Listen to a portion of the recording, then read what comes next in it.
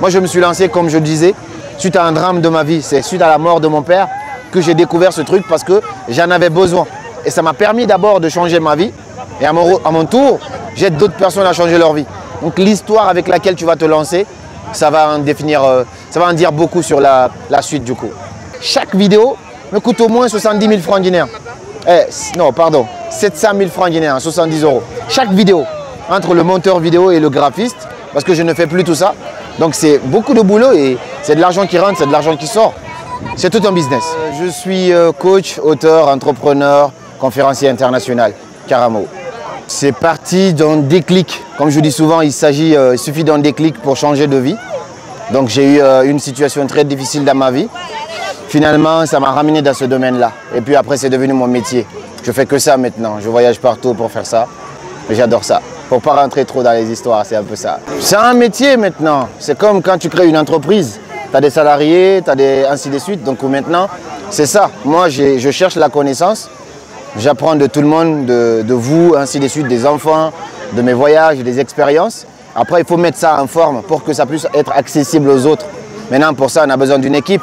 Il y a des gens qui vont filmer, il y a des gens qui vont faire le montage, il y a d'autres qui vont faire les miniatures, il y a d'autres qui vont gérer les plateformes. Il y a toute une équipe maintenant derrière.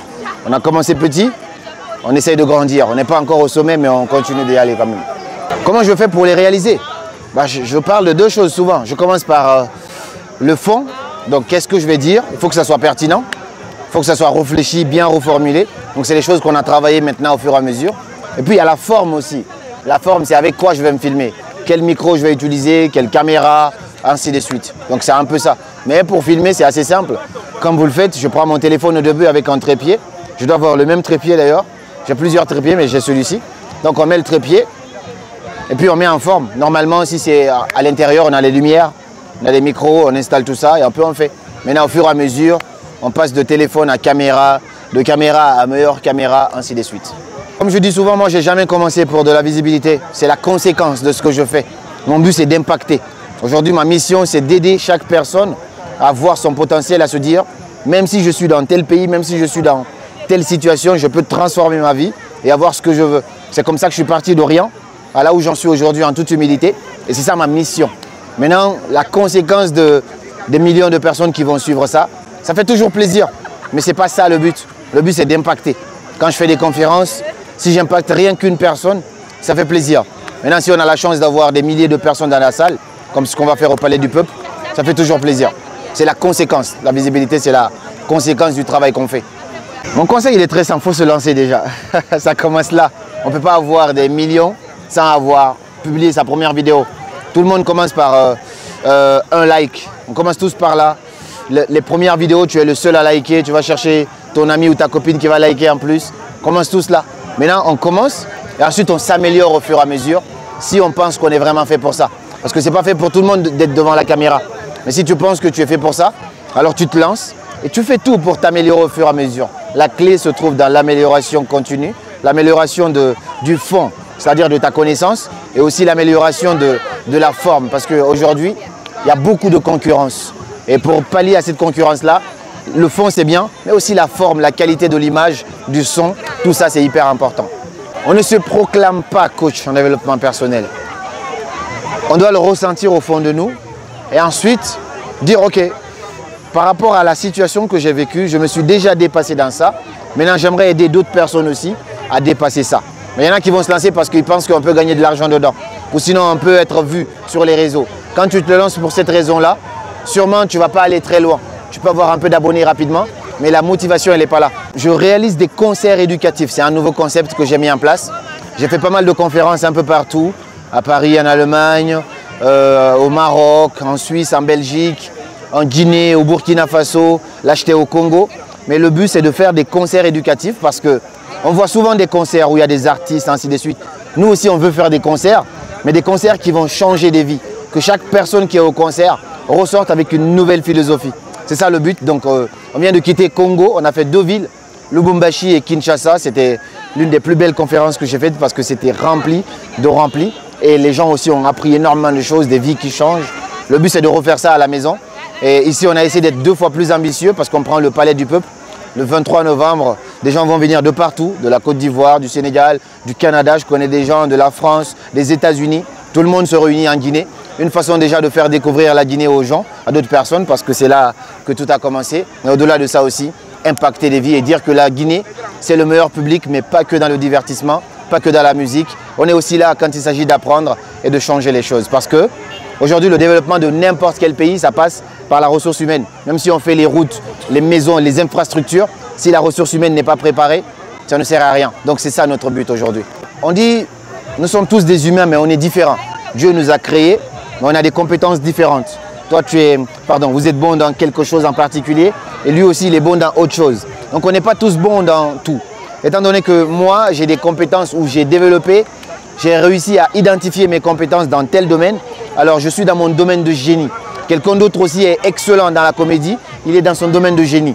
Et le plus important, c'est comment on peut exploiter notre plein potentiel pour essayer d'aller impacter quand même les gens, parce que même un comédien, il peut impacter les gens positivement s'il a envie. Donc chacun son domaine, on respecte tout le monde et puis on essaye juste d'apporter sa petite touche. C'est un choix parce que j'ai essayé pas mal de choses dans le passé quand j'étais jeune. J'ai même fait du foot, mais ce n'est pas là que je suis excellent. Là où je suis excellent, je pense que je suis dans ce domaine. Aujourd'hui, c'est ce que j'exerce et je suis très épanoui avec ça. C'est la première fois qu'on m'invite à un truc de la Guinée. C'est la première fois. On nous a toujours ignorés, nous qui faisons du développement personnel. On n'est pas considérés parce qu'on ne fait pas trop de bruit. Mais ça fait plaisir. J'ai été invité par M. Alpha Bakar ici de venir. J'ai quitté Congo, je devais aller à Paris. Il m'a dit non, vas-y, tu viens ici. Ça fait plaisir. C'est juste une invitation et ça me fait plaisir de découvrir au-delà de Conakry. C'est ma première fois de dépasser Kindia et on voit qu'il y a en tout cas des choses magnifiques. Là, ce que je vis, c'est comme si on était à Paris, on est dans un jardin. On est tous là sur des gazons en train de grignoter, de discuter, de prendre de l'air. C'est magnifique. Et dans là-bas, c'est beau. C'est beau, j'ai bien aimé, je me sens bien. Beaucoup de gens ont peur de venir à l'intérieur parce qu'ils ont des préjugés. Mais quand tu viens, tu te rends compte qu'il y a de la vie, quoi. Et c'est ce que j'aime bien. J'adore le paysage, la vérité. Le paysage, la montagne, la forêt, les pins, les sapins qu'on voit. Ça fait toujours plaisir. Qu'est-ce que j'ai appris de la communauté? Les gens sont entre eux. Les gens sont entre eux. Et ça, c'est différent de là où je vis de base. On est un peu chacun dans son groupe. Tu vois, c'est soit on se connaît, soit on ne se connaît pas. Les gens ne vont pas les uns vers les autres. Mais ici, on est en communion, regarde. Ces gens-là, j'en suis sûr, ils ne se connaissent pas. C'est là, mais ils se posent, ils discutent. Ça fait toujours plaisir de voir ça. Et ça nous rattache un peu plus encore à notre culture quand il y a des activités, des musiques, ainsi de suite. Voilà ce que j'aime bien, honnêtement. Je dis souvent dans mes conférences, la clé se trouve dans la modélisation. C'est-à-dire c'est toujours important d'avoir un modèle. Quand je me suis lancé suite à un déclic. Mais quelqu'un m'a montré ça pour la première fois. Donc j'ai vu Moussa Bérété, qui était mon coach à l'époque. C'est-à-dire il ne m'a pas coaché directement, mais je l'ai vu faire ça. Comme j'organise ma conférence, quelqu'un vient. C'est comme ça que ça s'est passé. Et donc depuis ce jour-là, j'ai découvert un truc. Je me dis, j'adore ce truc-là. Et c'est comme ça que c'est parti au fur et à mesure. Et puis je me suis inspiré de plein de gens. Et je m'inspire de chaque personne qui est bien dans son domaine. Je m'inspire de cette personne-là. Même vous, je vois que vous êtes excellent dans tout ce qui est vidéo, machin. Je vais apprendre quelque chose de vous. Donc c'est comme ça, je m'inspire de plein de gens, surtout chez les anglophones, parce que Dieu a fait que j'ai la chance aujourd'hui d'être bilingue. Donc je vais beaucoup apprendre chez les anglophones et bien appréhender cela et mieux le partager aussi à ma communauté. Moi, je me suis lancé, comme je le disais, suite à un drame de ma vie. C'est suite à la mort de mon père que j'ai découvert ce truc parce que j'en avais besoin. Et ça m'a permis d'abord de changer ma vie. Et à mon tour, j'aide d'autres personnes à changer leur vie. Donc l'histoire avec laquelle tu vas te lancer, ça va en dire beaucoup sur la suite du coup. Plein de difficultés. C'est juste qu'on n'est pas là pour s'attarder là-dessus. Mais ça fait partie du jeu. On a aussi des difficultés, des challenges. Parfois c'est compliqué. Parfois tu peux aussi même avoir l'idée d'abandonner, de faire autre chose. Nous aussi on a ça. Des moments sombres, des moments où tout ne va pas bien, où les choses ne marchent pas, ou des erreurs qu'on a fait. On est tous, c'est pareil. Tous les domaines, c'est pareil. C'est tout un business, c'est tout un travail.